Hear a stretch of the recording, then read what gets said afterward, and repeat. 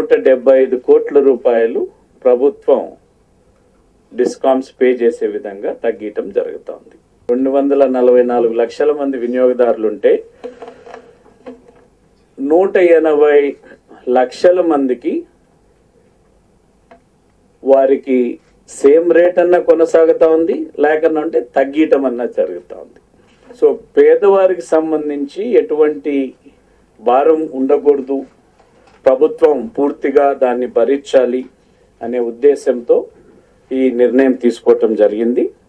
Dear chief minister అంటూ చిరంజీవి రాసుకున్న letter చదువుకుని కరిగిపోయారా, లేకపోతే ప్రతిపక్షాల ధర్మాగ్రహాన్ని చూసి బెంబేలెత్తిపోయారో తెలియదు. కానీ మొత్తానికి కరెంట్ షాక్ నుంచి కిరణ్ కుమార్ కొద్దిగా తేరుకున్నారు. మొదట్లో మోపింది 4,442 కోట్ల రూపాయలు. ఇప్పుడు ఛార్జీల తగ్గింపు పేరుతో కన్జ్యూమర్ నెత్తి మీద నుంచి దించిన బరువు జస్ట్ 175 కోట్లు. కొండంత పెంచేసి గోరంత తగ్గించడం అనే మార్కెటింగ్ స్ట్రాటజీని అమలు చేసి కోరిన వరాలిచ్చే కరుణామయుడి గెటప్ లో కనిపించారు మన సీఎం సార్. తొడపైసం పెట్టేసి ఆ తర్వాత సముదాయించే ఈ తరహా వైఖరి ఇంకా ఎన్నాళ్ళు? అసలు ఈ పెంచుడెందుకు, మళ్లీ దించుడెందుకు? పెంచాలా వద్దా అంటూ సంవత్సరానికి ఒకసారి ఈ సర్కస్ ఫీట్లెందుకు? పరమలోపభూయిష్టమని పేరు తెచ్చుకున్న మన విద్యుత్ బోర్డును ఎవరికి తోచినట్లు వాళ్ళు ఇష్టారాజ్యంగా ఏలేసుకుంటున్న పాలకులు ఒక్కసారి మనసు పెట్టి ఆలోచిస్తే ఇక్కడ బోలెడన్ని కార్యాచరణలు, power losses and power theft కళ్ల ముందే జరుగుతున్న ఈ రెండు ఘోరాల్ని కొంచెం చాకచక్యం, ఇంకొంచెం చిత్తశుద్ధి కేటాయించుకుని అరికట్టగలిగితే విద్యుత్ సంస్థ 1000 క్యాండిళ్ల వెలుతురుతో వేరే లెవెల్లో వెలిగిపోతుందన్నది జేపీ లాంటి సంస్కరణ కాముకులు సైతం ఎప్పటినుంచో నెత్తి నోరు బాధేసుకుంటున్నారు. అంతదాకా ఎందుకు? మన కరెంటు దొంగలు ఎవరో కాదు, మీరు మీ నిలువెత్తు నిర్లక్ష్యమేనంటూ సర్కార్ మీద అలిగి కోర్టు దాకా వెళ్ళొచ్చిన ఒక పెద్దాయన ఇక్కడ మన దగ్గరే ఉన్నారు. రాజశేఖర్ రెడ్డి 7 సంవత్సరాల పాటు కరెంటు ఛార్జీల్ని పెంచకుండా రైతులకు 7 గంటలు కరెంటు ఫ్రీగా ఇచ్చి పారేసి జనం పాలిట దేవుడై కూర్చున్నాడు. కానీ 7 ఏళ్లు కాదు, ఏకంగా 70 ఏళ్ల దాకా కరెంటు ఛార్జీల్ని పెంచే దరిద్రమే రాదంటున్నారు ప్రభాకర్ రావు అనే ఈ రిటైర్డ్ పర్సనాలిటీ. ప్రభుత్వం మీద పిల్లేయటానికి ముఖ్య కారణము ట్రాన్స్కో అధికారులు విద్యుత్ పొదుపు ఉద్యమం గురించి పాల్గొనండి అనే దాంట్లో 18,000 కోట్ల రూపాయలు ఆదా చేయొచ్చనని, తర్వాత దాని విలువ 3,000 మెగావాట్లకు సమానంగా ఉంటుందని పత్రికా ప్రకటన చూసి 18,000 కోట్లని ఎలా ఆదా చేయాలో through capacitors and CFL lamps, LED lamps, electronic tube లైట్లు, ఐఎస్ఐ పంప్ సెట్లు, స్టార్ రేటెడ్ యొక్క వినియోగాల్ని ఉంచినట్టయితే ఈ విద్యుత్ ఆదా చేసి 20% చేయొచ్చు. నాకున్నటువంటి ఎక్స్పీరియన్సు ఇతర దేశాల్లో ఏమేం చేస్తున్నారో వాళ్ళు చెప్పింది ఏదైతే కనీసం క్వార్టర్ అంటే 1/4 ఆదా చేసినప్పటికీ దాని విలువ 4,500 కోట్లు అవుతుంది.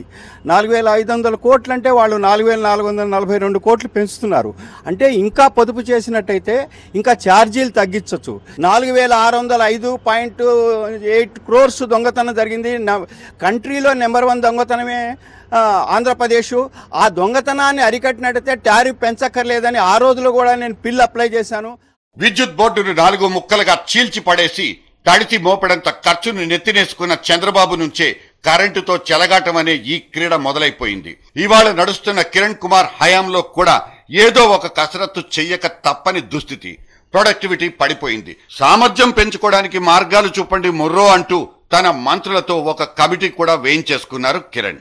ఈ పవర్ ఓవరాల్ గా మనం ఇంప్రూవ్ చేసేదానికి, ప్రొడక్షన్ ఇంప్రూవ్ చేసేదానికి మనం ఒక గ్రూప్ ఆఫ్ మినిస్టర్స్ దీన్ని స్టడీ చేసి గవర్నమెంట్ కి రికమెండ్ చేసేదానికి we are going to have a group of ministers.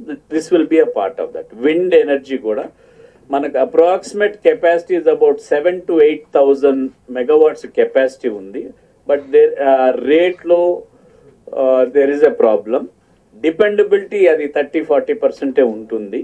దాన్ని ఏ విధంగా చేయాలని ఈ గ్రూప్ ఆఫ్ మినిస్టర్స్ కు మనం పెట్టేవాళ్ళు త్వరగా స్టడీ చేసి గవర్నమెంట్ కి రిపోర్ట్ తీసుకున్న తర్వాత we will take a decision. Solar కానీ దీన్ని కానీ ఏ విధంగా పెరుగుతున్న ఈ పవర్ కన్జంప్షన్ ని ఏ విధంగా మీట్ చేయాలని ఈ గ్రూప్ ఆఫ్ మినిస్టర్స్ తరోగా స్టడీ చేసిన తర్వాత మేము we will act on that.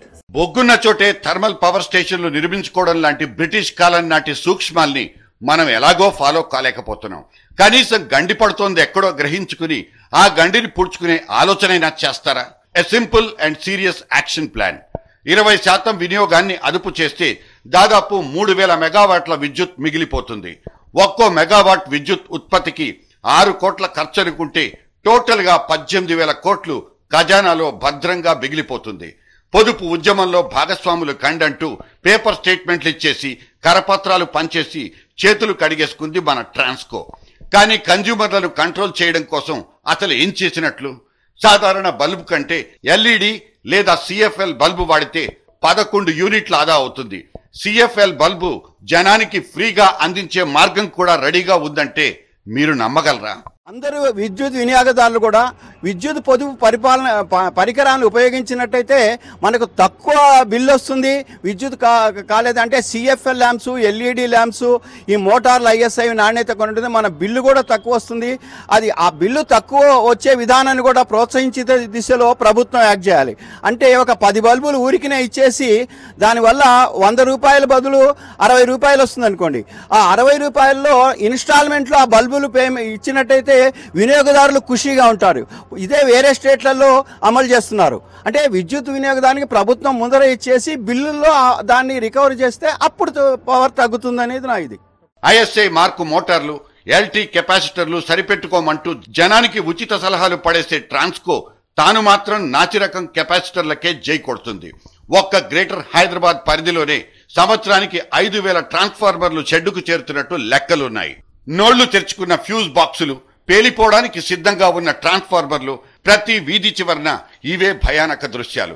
దీనికి ఓవర్లోడ్ అనేది కనిపించని కారణమైతే సాంకేతిక భద్రతా ప్రమాణాలు పాటించకపోవడం, నిర్వహణ లోపం అనేవి కనిపించే అసలు కారణాలు. వీటి మూలంగానే సంస్థకు ఇన్నిన్ని నష్టాలు, ఇన్నిన్ని కష్టాలు కూడా. వీటికి చెక్ పెట్టడం ప్రభుత్వం పాటించాల్సిన కనీస ధర్మం. ఒక్కసారి బెంగళూరు వీధుల్లో కనిపించే ట్రాన్స్ఫార్మర్లకు మన దగ్గరుండే ట్రాన్స్ఫార్మర్లకు ఎంత తేడా ఉందో చూడండి. ఈ విద్యుత్ పోరాట యోధుడి మాటల్లో నిజాయితీ మాత్రం కనిపిస్తుంది. కెపాసిటర్స్ ని యూజ్ చేయటం మొదలుపెట్టింది, క్వాలిటీ పవర్ ఇవ్వాల్సింది.